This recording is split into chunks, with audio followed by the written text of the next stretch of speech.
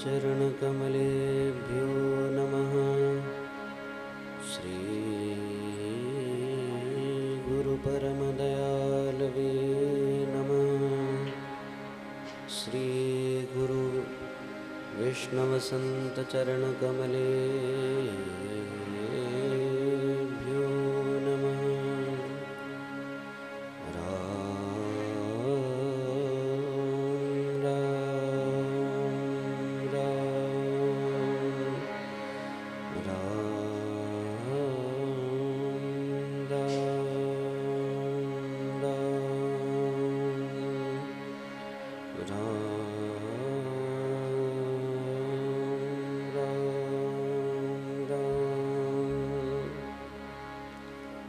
वंशी विभूषितकरान्नवनीरदाभान् पीताम्बरादरुणबिम्बफलाधरुष्ठान्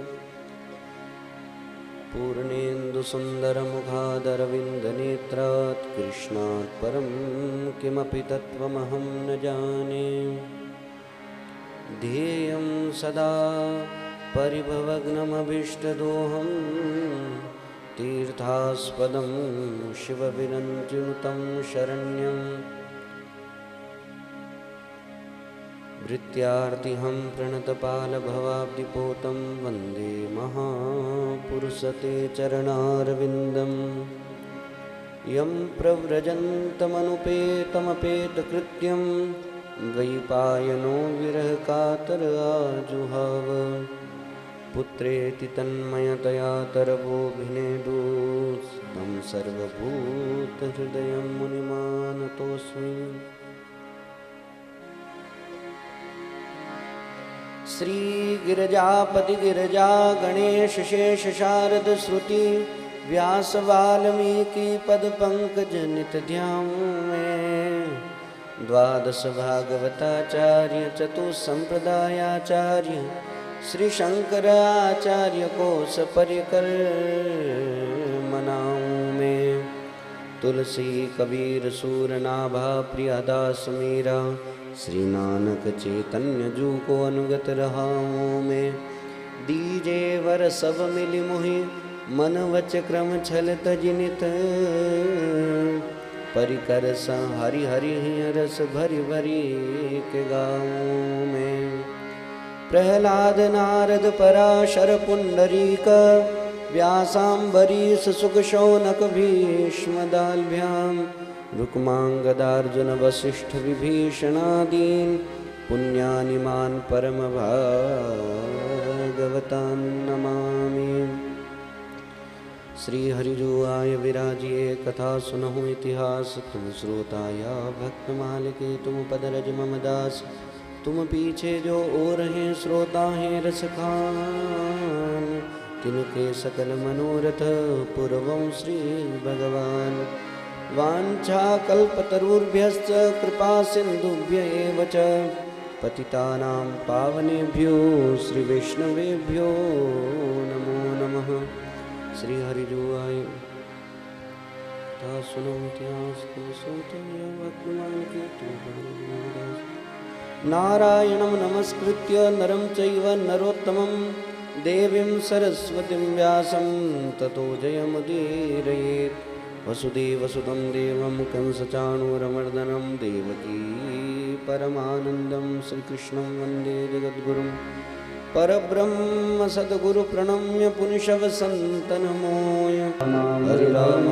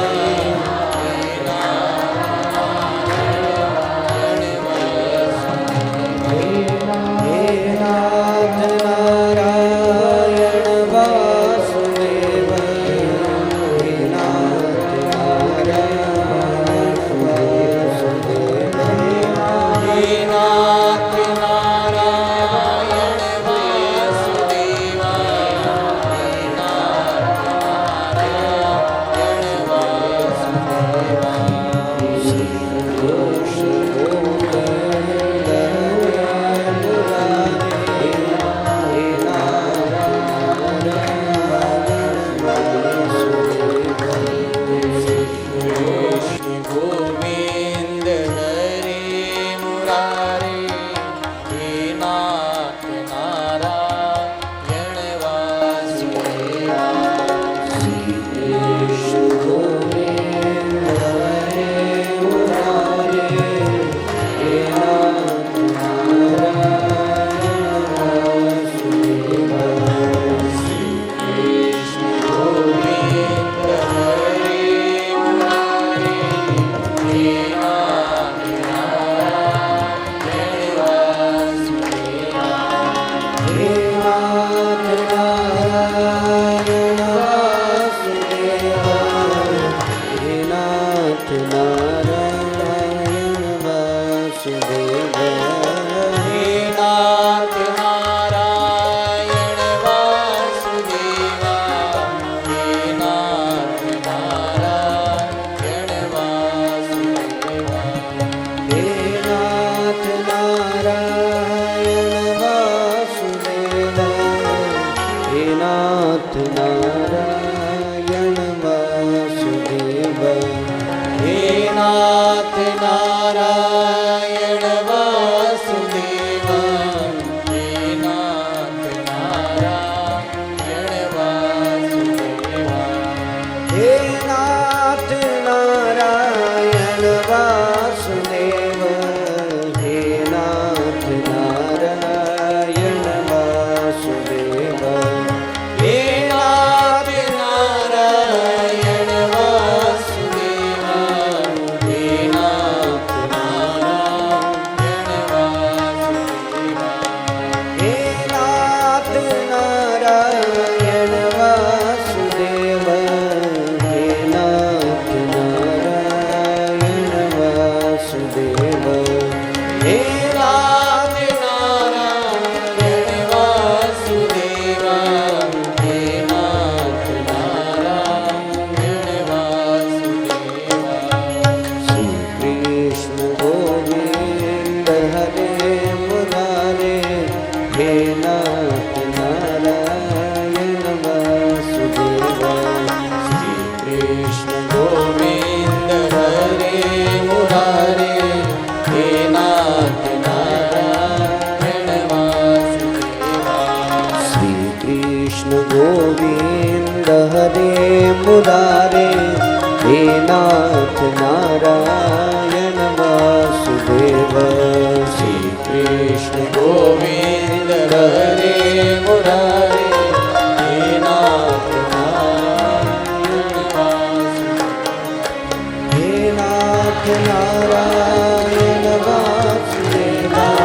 हे नाथ नारायण वासुदेवा। हे नाथ नारायण वासुदेवा। हे नाथ नारायण वासुदेवा। जय जय हे नाथ नारायण वासुदेवा। हे नाथ नारायण वासुदेवा। हे नाथ नारायण वासुदेवा। हे नाथ नारायण वासुदेवा। हे नाथ नारायण वासुदेवा। हे नाथ नारायण वासुदेवा। हे नाथ नारायण वासुदेवा। हे नाथ नारायण वासुदेवा। हाँ कृष्ण गोविंद हरे मुरारे हे नाथ नारायण वासुदेवा। श्री कृष्ण गोविंद हरे मुरारे हे नाथ नारायण वासुदेवा। श्री कृष्ण गोविंद हरे मुरारे हे नाथ नारायण वासुदेवा। श्री कृष्ण गोविंद हरे मुरारे हे नाथ नारायण वासुदेवा। हाँ हे नाथ नारायण वासुदेवा। हे नाथ नारायण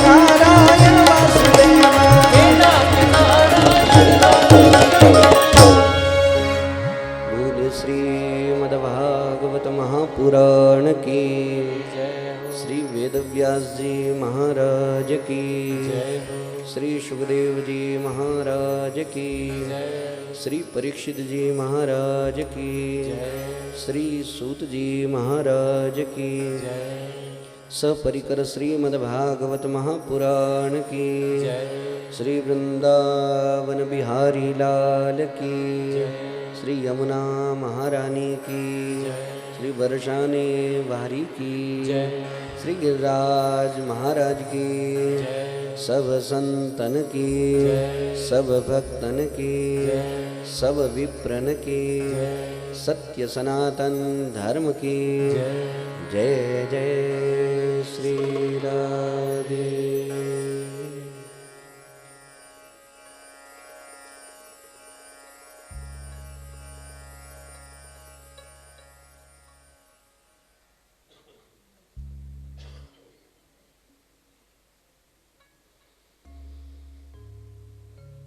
भक्तवांछा कल्पतरु भक्तवत्सल शरणागत वत्सल अपार कृपा करुणा करने वाले भगवान श्री बालकृष्ण लाल एवं श्री राघवेंद्र सरकार के चरणों में खूब खूब दंडवत प्रणाम करके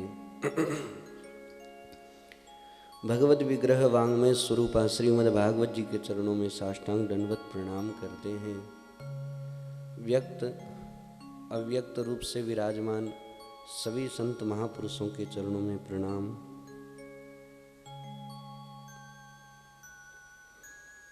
आचार्य रूप में पधारे हुए श्री दिनेश जी पंडित जी, श्री पुरुषोत्तम जी एवं श्री रजत जी, उनको भी खूब खूब प्रणाम।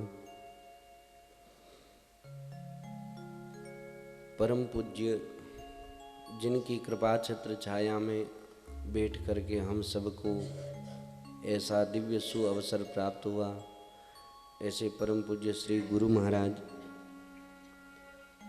श्री गणेश जी महाराज, आलोक जी महाराज, श्री गोपाल मावली जी महाराज, उनको भी हम सब खूब खूब प्रणाम करते हैं।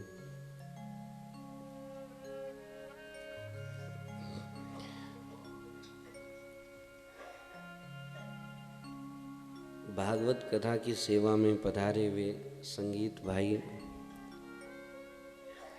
और मेरी आवाज़ आप सब तक पहुँचे ऐसे माइक वाले भैया और आप सभी का खूब खूब हार्दिक अभिनंदन करके आज तृतीय दिवस है, तीसरा दिन है, प्रारंभ होने जा रहा है।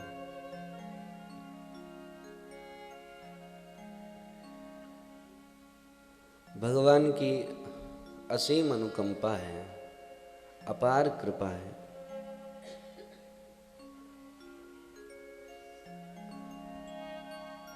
तभी ऐसा अवसर प्राप्त हुआ है,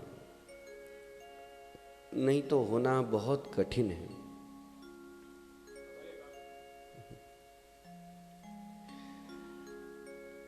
एक बात कहूं, पहले एक समय था,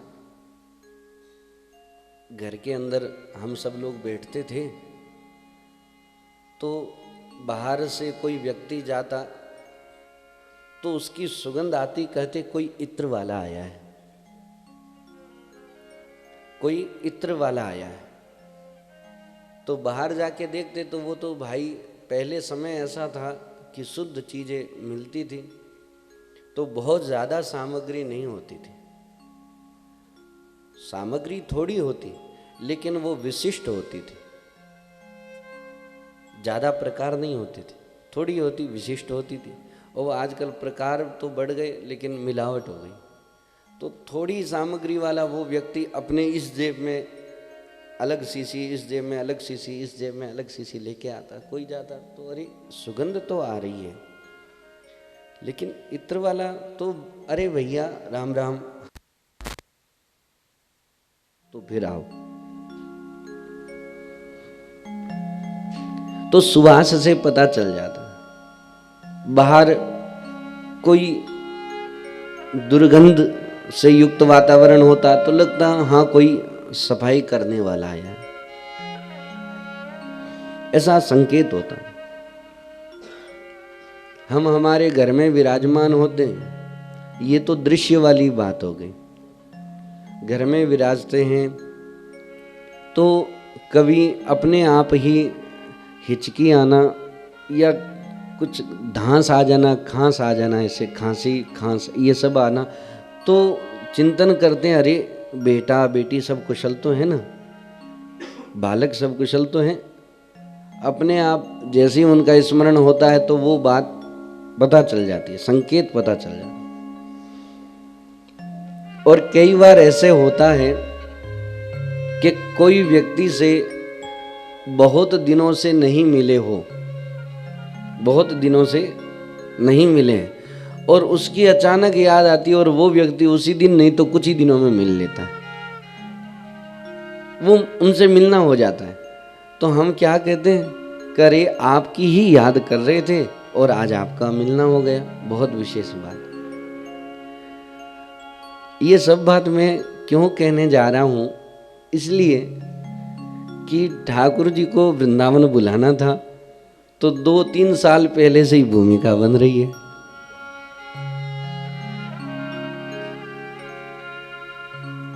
कब मिलना हुआ आप लोगों से, कब चर्चा हुई। संकेत तो यह भाव था कि सभी व्यक्ति यही सोचते हैं तीर्थ स्थान में कथा होवे, सत्कर्म होवे तो माँ पिताजी विराजमान हैं, बालक हैं, बेटियां हैं, बेटी के श्रीमान जी सब हैं, तो भरा पूरा परिवार और सब मुझे चाहने वाले, मैं सबको चाहने वाला, तो कोई एक सत्कर्म हो जावे। तो कहाँ होए, तो घर में तो व्यावहारिक जगत के कार्य तो सब होते ही हैं, लेकिन कोई नई जगह, कोई विशेष जगह, ऐसी जगह होगी। कहाँ, तो प्रायः कठिन तीर्थों का स्थान देखा जाता है। जैसे कहते थे ना द्वारिका जाकर के आए, द्वारिका, अरे द्वारिका, पश्चिम दिशा की नगरी द्वारिका, सप्तपुरियों में एक द्वारिका। अयोध्या जाके आए, सो सर्वप्रथम पुरी कौन सी? अयोध्या सर्वप्रथम पुरी। जब पृथ्वी पधारी है तो पृथ्वी में सर्वप्रथम कोई पुरी पधारी है तो वो अयोध्यापुरी है, अयोध्यापुरी। तो हम सोचते हैं चलो अयोध्या, और थोड़ा और नई जगह कभी गए नहीं हो, कहीं रहना नहीं हुआ है तो चलो बद्रीनाथ धाम।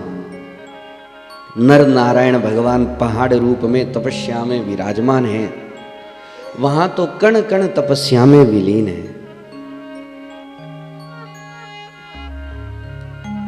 वहां तो प्रत्येक सुवास ही तपस्या की है। तो बद्रीनाथ धाम सोचते हैं, केदारनाथ थोड़ा ज्यादा ऊंचा है तो नहीं, बद्रीनाथ धाम ठीक है, चारों धामों का एक मध्य स्थल जैसा। यह सब सोचते हैं, लेकिन ठाकुर जी ये सारे चिंतन करते करते करते करते करते जब भगवान के प्रति अपनापन होता चला जाता है, तब ठाकुर जी कहते हैं अरे अरे आप मेरे पास आ जाओ, सारे तीर्थ यहीं आ जाएंगे। हम प्रयागराज जाते हैं, आप लोगों में से भी बहुत से लोग गए हुए होंगे। तीर्थराज पुष्कर हैं, वहां तो प्रायः सभी गए हुए होंगे।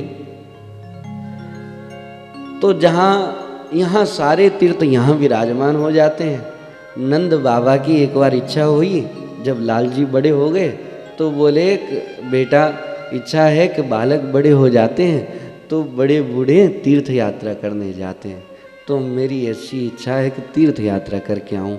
तो ठाकुर जी बोले ना बाबा आप कहीं मत जाओ, सारे तीर्थ यहीं आ जाएंगे। तो प्रत्येक विषय पर, प्रत्येक जगह पर, प्रत्येक कार्य में या प्रत्येक बात में ठाकुर जी की कितनी अनंत कृपा है और विशेष विशिष्ट कृपा है।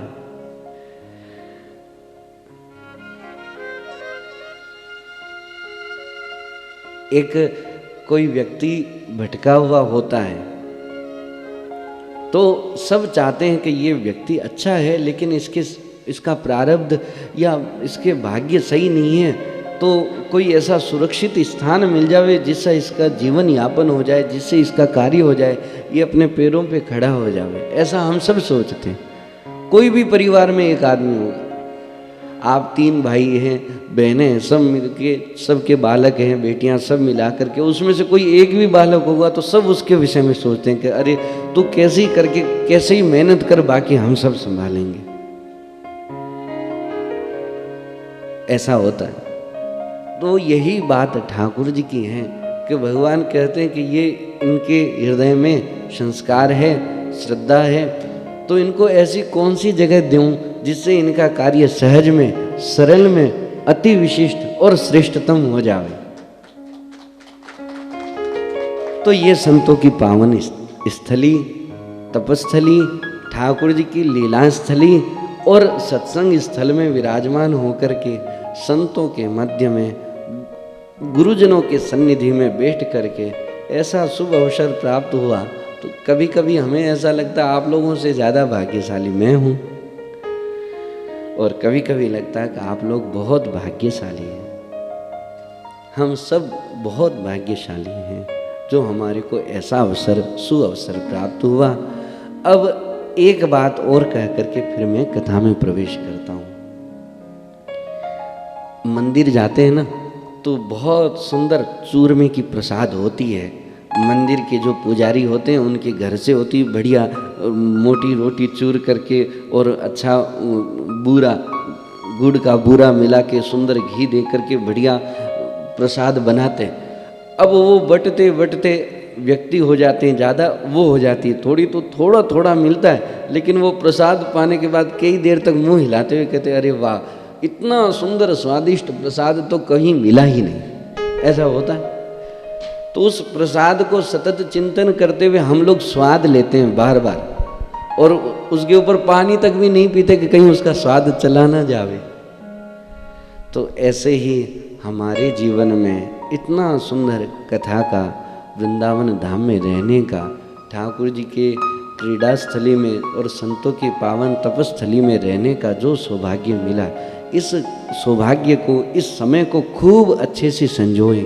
हमारे को जो जो बात मिली है उसको बहुत अच्छे से याद रख करके, नहीं तो लिख करके, नहीं तो अपने मन में स्थापित करके उस बात को सतत ध्यान में रखें। हमें याद नहीं रहता आज से 5-6 दिन क्या करना है, तो कई बार हम लिख लेते हैं कि आज से 10 दिन के बाद में ये कार्य है तो हमें ऐसा करना है, याद कर लेते हैं। तो ऐसे ही कोई बात नहीं याद रहे अच्छी बात, तो उसको भी लिख लेना चाहिए कि हमें इस प्रकार की ये बात ध्यान में रखना है, भविष्य में कभी भी ये बात काम आ सकती है।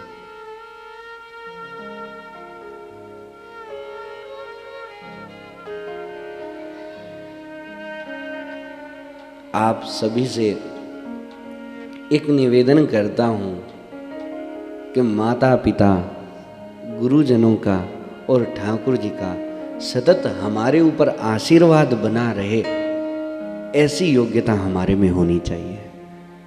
आप 10वीं फेल हो जाएंगे कोई बात नहीं, डिग्री तो नहीं मिलेगी।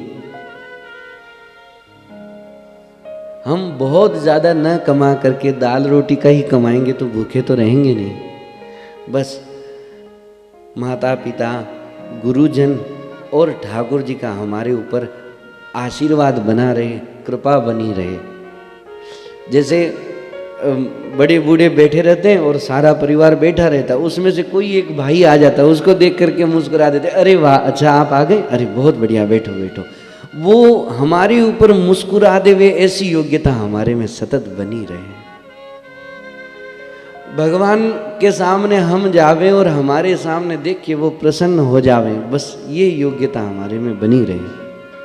गुरुजनों के सामने जावे तो गुरुजन हमारे को देख के अरे वाह, आप आ गए, बहुत अच्छा। हमारे से कोई गलती हो जाती है तो हम माता पिता से कहते हैं तो वो नाराज जरूर होते हैं, लेकिन हमारे को छोड़ते नहीं, त्यागते नहीं। तो ऐसे ही हमारे जीवन में कमी है तो कोई दिक्कत नहीं, सब में कमी हो जाती, लेकिन उस कमी को मिटा सके ऐसी योग्यता हमारे में लेके आनी चाहिए। और ऐसा आशीर्वाद बना रहे तो जीवन जीने का तो वही आनंद ले सकता है। बाकी तो सब लोग भोजन पा रहे हैं, नींद आती तो सो जाते हैं, घूमने की इच्छा हो तो घूम लेते हैं। ये योग्यता आ जावे। अस्तु। कल की कथा में श्री सुखदेव जी महाराज पधारे, परीक्षित जी को सुंदर उपदेश प्रारंभ किया है और उसी कथानक प्रसंग में विदुर जी और उद्धव जी का वृंदावन में संवाद हुआ है। यही वृंदावन की कण कण भूमि जो है, वहां ठाकुर जी अपने नंगे पांव से चले।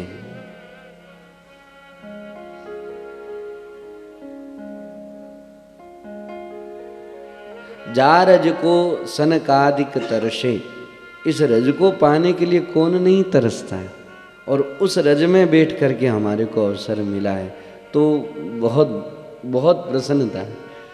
कल कुछ आपके साथी लोग जाने वाले थे रमन रेती, तो एक बात अच्छी लगी, बोले वहाँ लोटपोट होने के लिए जाना है। खैर ऐसा अवसर 5, 6, 7 तारीख को जब यात्रा का समय है तो उस समय आप लोग जाइएगा, खूब लोटपोट होइएगा। अपने कार्य में तो हम खूब लोटपोट होते ही हैं, व्रज रज में लोटपोट होंगे तो कभी हम कह सकते कहाँ। एक बार हम भी गए थे और वहाँ रमन रेती में हाँ जाके आए, लोटपोट हो करके आए हैं।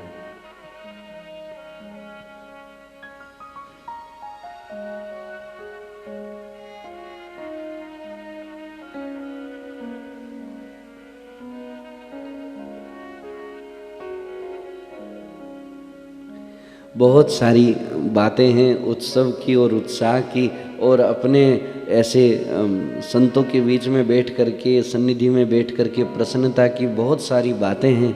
सो आगे और शेष 3-4 दिनों में कहेंगे ही। कथा में प्रवेश करते हैं। उद्धव जी और विदुर जी का जो यमुना जी के तट पर सुंदर दिव्य संवाद हुआ है, बहुत दिव्य। दोनों भगवान के लाडले भक्त हैं और दोनों ही प्रिय भक्त हैं, और जहां दोनों एक ही मन के मिल जाते हैं तो वहां कितनी प्रसन्नता होती है और कितनी उसमें दिव्यता आती है। एक ही मन और एक ही प्रसंग और एक ही भाव। तो उद्धव जी बाल लीला का प्रसंग श्रवण कराने बोले, ठाकुर जी की यहाँ जो जो लीला हुई सो आप हमें श्रवण कराओ। और उद्धव जी सुना रहे, विदुर जी महाराज सुन रहे हैं। सभी व्रजवासियों के मन में क्या है कि ठाकुर जी हमारी मनोकामना पूरी करे, हमारे घर का माखन पावे, या कोई गोपी कहते हमारे साथ में अटखेलियां करे। भगवान गैया चराने जाते अपने ग्वाल वालों के साथ, और गोपियां गुजरियां अपने माट मटका में दही लेकर के बेचने के लिए जाती, और ठाकुर जी बीच में मिल जाते। कहते कि आप जिस मार्ग से जा रहे हैं वो मार्ग हमारे पिताजी का है, सो मार्ग का दान दो। गोपियां कहती वाह, मार्ग भी कभी किसी का होता है क्या? बोले नहीं, यहाँ होता है। अब ये नोक झोंक में दिखने में तो ऐसा लगता है कि क्या है, लेकिन ठाकुर जी क्यों ऐसा नोक झोंक कर रहे हैं कि गोपियों का भी यही भाव है कि दधि के दान मिस ब्रज की विथिन में झकझोरन अंग अंग को परसवो। हम दही बेचने जावे और श्री कृष्ण हमें मिले और वो हमारे साथ में ये सब लीला करें और छेड़ें, हमारे को चिढ़ावें, हमारे से दही मांगे, ये खुद उनका भाव है।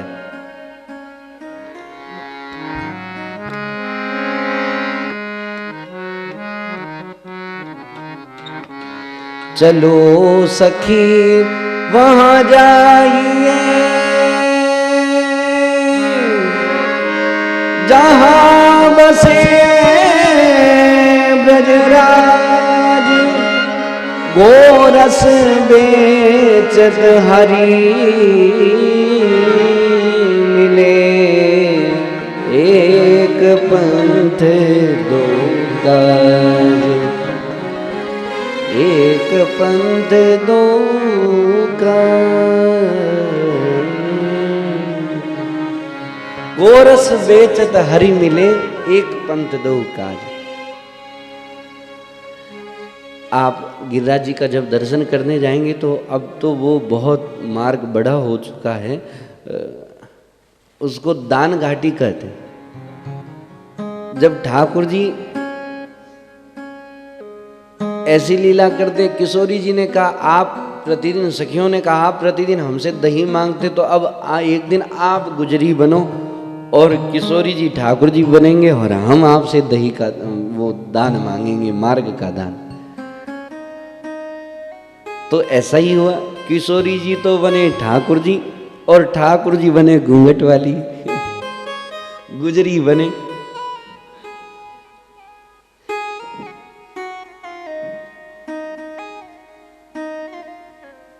कैसा वो स्वरूप रहा होगा, कैसा वो दिव्य वो आनंद रहा होगा। तभी तो सखियां कहती है, ब्रजवासी कहते हैं, ए हो विधिना तो पे अचरा पसारी मांगो। हे विधिना, हम आपसे अपना आंचल पसार करके मांगते हैं क्या, कि जन्म जन्म दीजे मोहिया ही ब्रज वसिवो, दधि के दान मिस ब्रज की विथिन में। अहीर की जाति, हम वृंदावन में जन्म लेना चाहते हैं और कोई बहुत बड़े घराने में नहीं है, अहीर की जाति। और घर कहाँ, कोई बहुत ज्यादा महल आदि में नहीं, अहीर की जाति समीप नंद घर। ठाकुर जी के घर में के समीप ही हमारा घर होवे। तो ऐसा क्यों, बोले घरी घरी श्याम मुख हेरी हेरी हंसवो। हम थोड़ी थोड़ी देर में अपने घर की अटारी से ठाकुर जी को निरखते रहें कि कभी वो अपनी मैया के गोद में सो रहे हैं, कभी अभी अपनी मैया की गोदी में बैठ करके प्रसाद पा रहे हैं, कभी अपने ग्वाल वालों के साथ में हाथ पकड़ करके गोल गोल घूम रहे हैं, खेल रहे हैं, कभी अपनी गैयाम की पास जा कर के गोष्ठ में गोदोहन कर रहे हैं। ये लीला हम अपने घर से अटारी से देख सकें, इसलिए समीप नंद घर। और क्या कि दधि के दान मिश ब्रज के विथिन में, झकझोरन अंग अंग को परशवो। शीत स्वामी गिरधर श्री विठल, सरद रेणु जामे रसरास को विलशवो।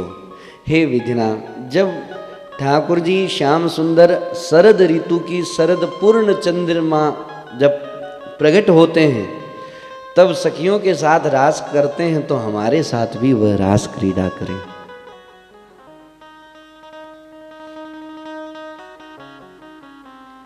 यह गोपियों का भाव है, ब्रजवासियों का भाव है। और किनकी भावना पूरी नहीं करते ठाकुर जी, क्योंकि सूरदास जी के एक पद है सूरदास जी का कि भगवान ने सबसे पहली कौन सी लीला करी। प्रथम करी हरि माखन चोरी, प्रथम करी हरि माखन चोरी, प्रथम करी हरि माखन चोरी, प्रथम करी हरि माखन चोरी। ग्वालिनी मन इच्छा करी पूरन, ग्वालिनी मन इच्छा करी पूरन। आप भये ब्रज खोरी, आप भये ब्रज खोरी। प्रथम करी हरि माखन चोरी, प्रथम करी हरि माखन चोरी। मन में यही विचार करत हरि, मन में यही विचार करत हरि। ब्रज घर घर सब जाऊं, ब्रज घर घर सब जाऊं। गोकुल जन्म लियो यही कारण, गोकुल जन्म लियो यही कारण। गोकुल जन्म यही, गोकुल जन्म लियो यही कारण। ग्वालिन सबके माखन खाओ, सबके माखन खाओ। प्रथम करी हरि माखन चोरी, प्रथम करी हरि माखन चोरी। और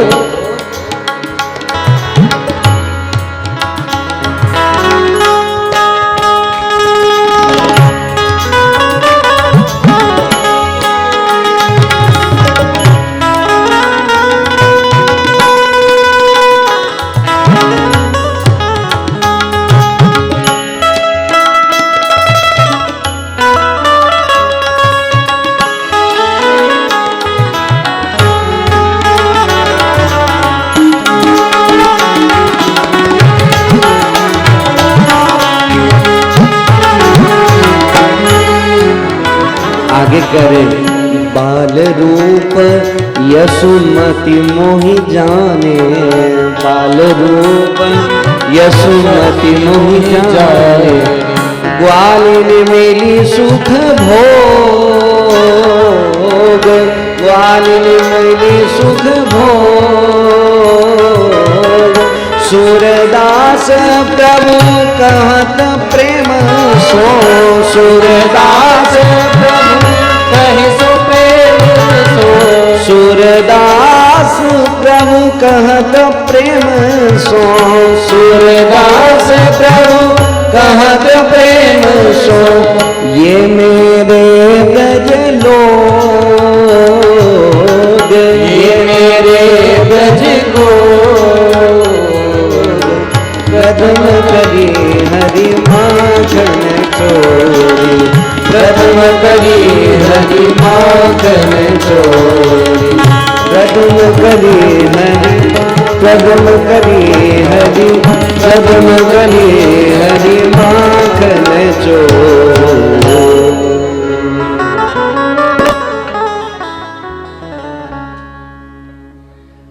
ठाकुर जी ऐसे खूब लीला करते हैं। प्रथम करी हरि माखन चोरी, क्यों? ग्वालिनी मल इच्छा करी पूरन आप भये ब्रज खोरी। एक बात है, जो बालक बहुत ही सुंदर हो, मासूम हो और बदमाशी नहीं करता हो, अपनी माँ की गोद में अच्छे से हिलते, बालक तो बाल लीला एक अलग ही होती और जिसमें साक्षात ठाकुर जी बाल लीला करें उसका आनंद तो क्या कहना।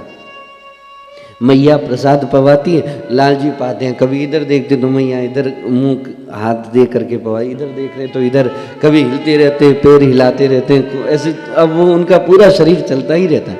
और यही लीला जब गोपियाँ देखती है तो मन में करती है कि हे विधाता कब ऐसा सौभाग्य आवे कि हमारे घर की मटकी का माखन लाल जी पावे।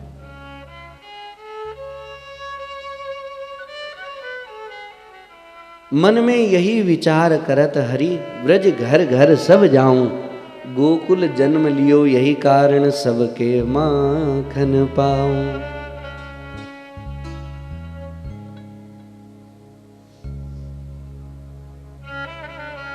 प्रभात में जल्दी जग करके मैया तैयार करती, बाल भोग होता है और फिर गैया चराने जाते हैं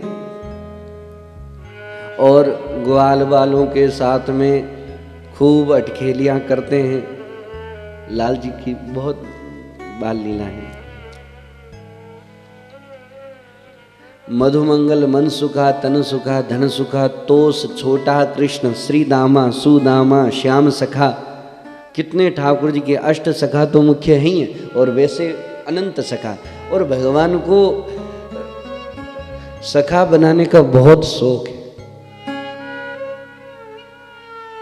क्यों भैया गोरे यार, हाँ भैया सांवरे यार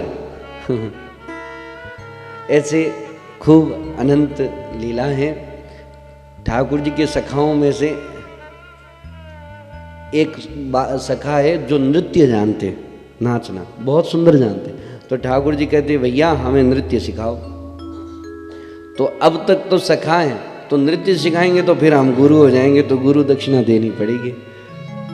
तो दूसरे ग्वाल बाल कहते वारे भैया ये कोई बात हुई, मित्रता में तो सब कुछ चलता है। अब तू गुरु बन जाएगा फिर तो बड़ो है जाएगा फिर तो आपको ऐसे प्रणाम करना पड़ेगा ना, यूं ही सिखाओ।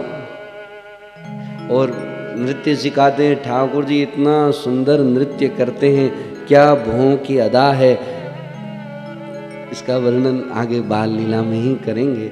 बहुत प्रसंग बाल लीला के प्रसंग उद्धव जी विदुर जी को सुनाते हैं। यहाँ का तो कण कण ही ठाकुर जी मय, कृष्णमय और प्रेममय है। तो हम सब वृंदावन की भूमि को प्रणाम करके ऐसा आशीर्वाद मांगते हैं कि जैसे ठाकुर जी का प्रेम आपने प्राप्त किया है उसकी एक झलक हमें भी मिल जावे, हमारे हृदय में ठाकुर जी विराजमान हो जावे। बस इसी भावना के साथ में आगे बढ़ते हैं।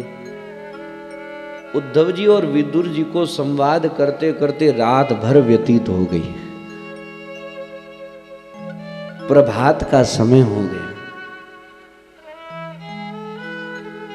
प्रभात का समय,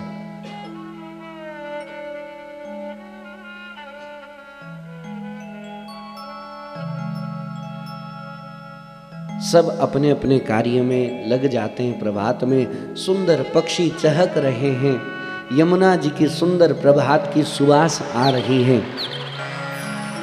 हरी भरी पुष्प वाटिकाओं से प्रभात की सुंदर एकदम सुवास आ रही है। और सूर्य भगवान पूर्व दिशा से अरुणिमा से युक्त होते हुए सूर्य भगवान प्रकट हो चुके हैं। और उद्धव जी कहते हैं विदुर जी प्रभात हो गया है, और दोनों को ही पता नहीं है कि प्रभात हो गया। ऐसे मगन होकर के कथा कह रहे हैं और सुन रहे हैं। अब हमारे को आगे बढ़ना चाहिए। श्री विदुर जी महाराज मैत्रेय ऋषि के पास में जाते हैं। उद्धव जी ने संकेत किया कि ठाकुर जी ने जो आपको कहा है वो विदुर जी से कहा है, तो आप विदुर जी के पास जाइए और उनसे वही बात सुनिए। उद्धव जी महाराज स्वयं बद्रीनाथ की तरफ पधारते हैं। और विदुर जी जब हरिद्वार क्षेत्र में पधारे हैं मैत्रेय ऋषि के पास में, तो मैत्रेय जी का दर्शन करके बहुत प्रसन्न हो जाते हैं उद्धव जी विदुर जी। और प्रभात में नित्य क्रिया से निवृत्त हो करके, संध्या वंदन आदि से निवृत्त हो करके विदुर जी मैत्रेय जी के पास में जाते हैं और उनसे बहुत ही आदर सम्मान पूर्वक जो भगवान ने कहा है उसको सुनने के लिए प्रश्न करते हैं, जिज्ञासा करते हैं।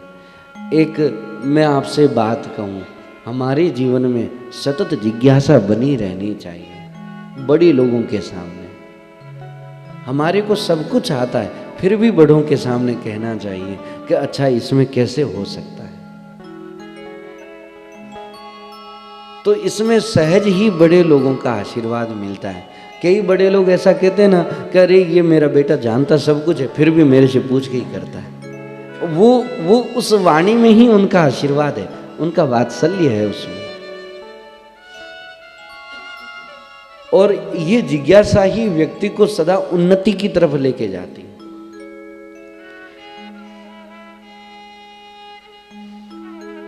और जहां ये हो जावे कि हम सब कुछ जानते हैं, आपसे पूछने की आवश्यकता नहीं है, तो देखो योग्यता है तो उसका तो प्रभाव आएगा ही आएगा, लेकिन वो एक दिव्यता की जो सुवास जीवन में आनी चाहिए वो नहीं आ पाती। जीवन में एक श्रेष्ठता की, शिष्टता की या एक श्रेय की जो सुवास आती है वो बड़े लोगों के आशीर्वाद से ही आ सकती है। कोई अभिमानी व्यक्ति है, उसमें योग्यता है, तो जो योग्यता है उसका तो एक होता ही है, उसका प्रभाव है, योग्यता है उसकी, उनकी अपनी मेहनत है। लेकिन सहजता सरलता में एक अपना एक अलग दिव्यपना है। श्री विदुर जी महाराज मैत्रेय जी से बस वही सृष्टि का प्रारंभ का संवाद श्रवण करने के लिए उद्यत होते हैं। सृष्टि का वर्णन श्रवण कराते हैं। सर्वप्रथम आदि में नारायण भगवान हैं, उन्हीं के मन में ही संकल्प होता है और सृष्टि का विस्तार करते हैं। एकाकी न रमते, अकेले को मन नहीं लगता है तो सृष्टि का विस्तार करते हैं। और सृष्टि उसी विस्तार के संकल्प में ब्रह्मा जी को प्रकट किया है और ब्रह्मा जी ने तपस्या करी है। जब उनमें योग्यता आई है तो ब्रह्मा जी को दर्शन दिया है और सृष्टि का विस्तार होवे ऐसा आशीर्वाद दिया है। सृष्टि के विस्तार में सर्वप्रथम 10 प्रकार की सृष्टि का वर्णन है। मनवंतर आदि काल विभाग का वर्णन है और उसके आगे फिर सृष्टि का विस्तार है।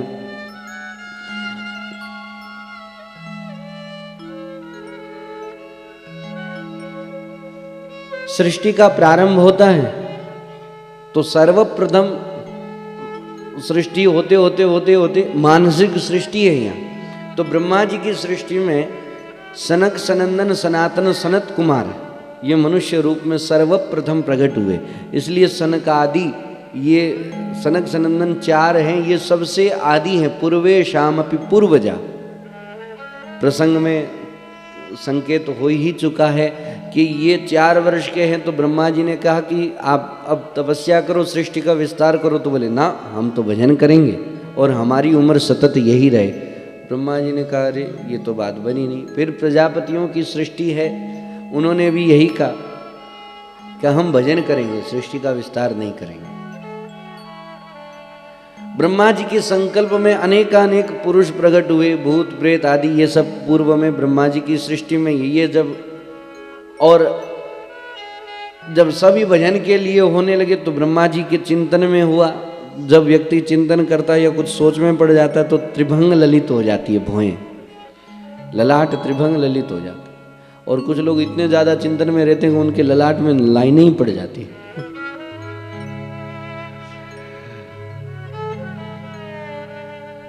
तो यहीं से ही शंकर भगवान का प्रादुर्भाव हुआ है। तो ये रोष तमोगुण धारण करते हैं। शंकर भगवान का प्रादुर्भाव हुआ है ब्रह्मा जी के यहां से। एक पुरुष प्रकट हुआ जो अति निपट काला, एकदम काला। ब्रह्मा जी ने कहा इतने काले, निशित है, नीचे बैठ जाओ, नीचे हो। तो वो निषाद आदि जाति, केवट आदि जाति जो जंगल में रहने वाली, वो प्रकट हुई है। ये भूत प्रेतों की जब सृष्टि हुई तो ये लोगों को ही खाने लगे। तो ब्रह्मा जी ने कहा अरे अरे रुको रुको, अब ये इनको कौन संभाले? शंकर भगवान ने संभाला। शंकर भगवान ने कहा हमारे पास में आ जाओ। ये शंकर भगवान के गण हैं। और हमारी बात कदाचित झूठ न हो, कभी कभी ऐसा लगता है वन विभाग के क्षेत्र में जितनी भी वनस्पतियां हो या औषधि में जितनी जहरीली औषधियां हो या पुरुषों में जो सबसे निकृष्ट हो जैसे भूत प्रेत आदि योनियां हो, जो कहीं कुछ नहीं हो वो सब शंकर भगवान को चल जाते हैं। अब ये आक धतूरा वगैरह कहीं कोई चलता है, लेकिन शंकर भगवान प्रसन्न हो जाते हैं। भगवान सब, क्योंकि इनको कोई नहीं संभालता तो ये दुखी हो जाते कि हमें तो कोई अपनाता ही नहीं है। भगवान ने कहा नहीं नहीं, हम अपनाते हैं, आ जाओ। बड़ा है तेरा दायरा, बड़ा दातार तू, आयो शरण तिहारी, भोले तार तार तू। अनेक प्रकार की सृष्टि का वर्णन है। कश्यप प्रजापति आदि ये ऋषियों की भी सृष्टि है। अब देखिए ब्रह्मा जी ने कहा कि अब ये मानसिक सृष्टि कब तक? तब उनके दाहिने अंग से एक पुरुष प्रकट हुआ जिनका नाम स्वयंभुव मनु है, ध्यान दीजिएगा। और वाम अंग से एक स्त्री प्रकट हुई है जिनका नाम है सतरूपा। तो ये स्वयंभुव मनु हमारे आदि मनु हैं। यहाँ से स्त्री प्रसंगत सृष्टि प्रारंभ हुई है, इसलिए हम सबको मनुष्य कहते हैं, मानव कहते हैं। हम सब मनु की संतान हैं। स्वयंभुव मनु और शतरूपा प्रकट हुए, दोनों ही पति पत्नी का ही स्वरूप है। इनसे का अब आप सृष्टि का विस्तार करो, तो सृष्टि का विस्तार कहाँ करें? सृष्टि ही नहीं है। पृथ्वी है ही नहीं, भूमि तो कहाँ चली गई? तो बोले भूमि को तो हिरण्याक्ष नाम का असुर है, सो पाताल में लेके चला गया। तब विदुर जी ने कहा अभी तो सृष्टि का प्रारंभ ही हो रहा है, ये आदिदेव हिरण्याक्ष हिरण्यकशिपु ये कहाँ से आ गए? तो कश्यप जी महाराज हैं जो ब्रह्मा जी की संतान है, इनकी कई पत्नियां, दीति, अदिति, दनु, काष्ठा, कद्रु, विनीता आदि कई पत्नियां। तो इनमें दीति और अदिति, तो अदिति के तो देवता हुए, दीति के कोई संतान नहीं है। तो दीति के कोई संतान नहीं है तो दीति ने कश्यप जी से प्रार्थना करी कि मेरे कोई बालक नहीं है और मुझे बालक होना चाहिए। तो कश्यप जी ने कहा बालक तो होना चाहिए, लेकिन जिस समय दीति ने बालक होने का आग्रह किया कि मुझे बालक होना चाहिए, वो संध्या का समय था। तो संध्या के समय में संतानोत्पत्ति क्रिया नहीं करनी चाहिए। तो उन्होंने आग्रह किया, कश्यप जी ने बहुत मनाया समझाया, नहीं मानते हैं। तो कश्यप जी ने आचमन करके कार्य किया। तो अब बाद में उनको पश्चाताप हुआ कि संध्या का समय था, ये कार्य हो तो गया लेकिन ठीक नहीं है।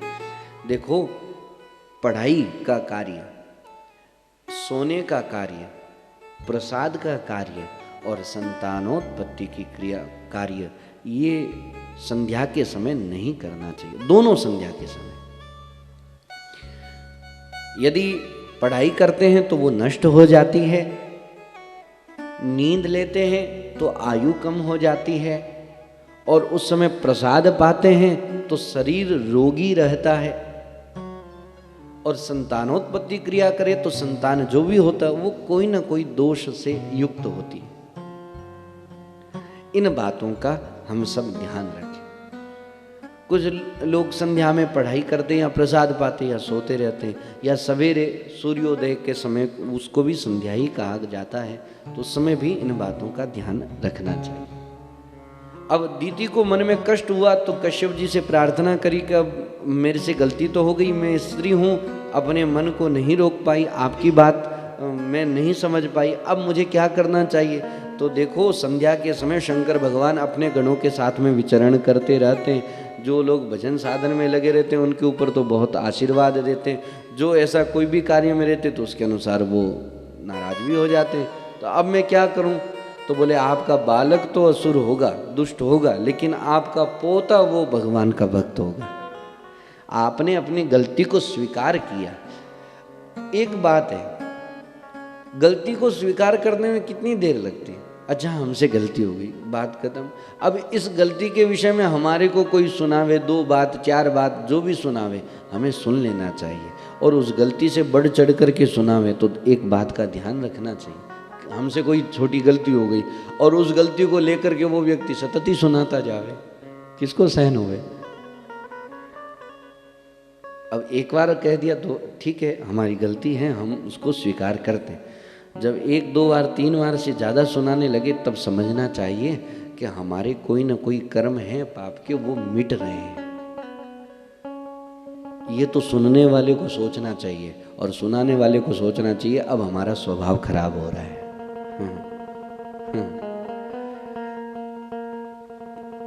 ये बात ध्यान रखनी चाहिए।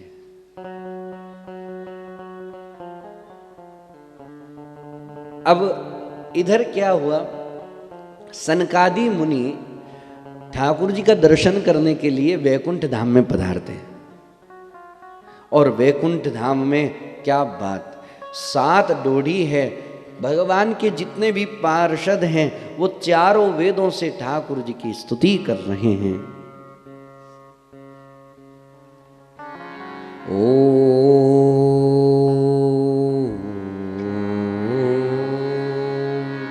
विश्वं विष्णुर्वसत्कारो भूत भव्य भवत् प्रभो। अनेक प्रकार से, कोई सहस्त्र नाम से, तो कोई शुक्त से, कोई स्तोत्र से, तो कोई स्तवों से, ठाकुर जी की, नारायण भगवान की स्तुति कर रहे हैं। और ऐसा ध्वनि से युक्त वह वैकुंठ धाम का दिव्य वातावरण है। सनकादि मुनि पधारे तो 7 डोडियों में से 6 डोडी पार कर गए, 7वीं बस अंतिम थी। उसी समय जय विजय पार्षद उन्होंने रोक दिया उनको। जय विजय पार्षद सनकादि मुनियों को रोक दिया, का आगे नहीं जा सकते। सनकादि मुनियों को क्रोध आया, अरे भगवान के पास में भी नहीं मिल सकते तो फिर किससे मिलेंगे? भाई बालक अपनी माँ की गोद में भी पूछ करके जावे तो फिर माँ की गोद ही क्या। हाँ।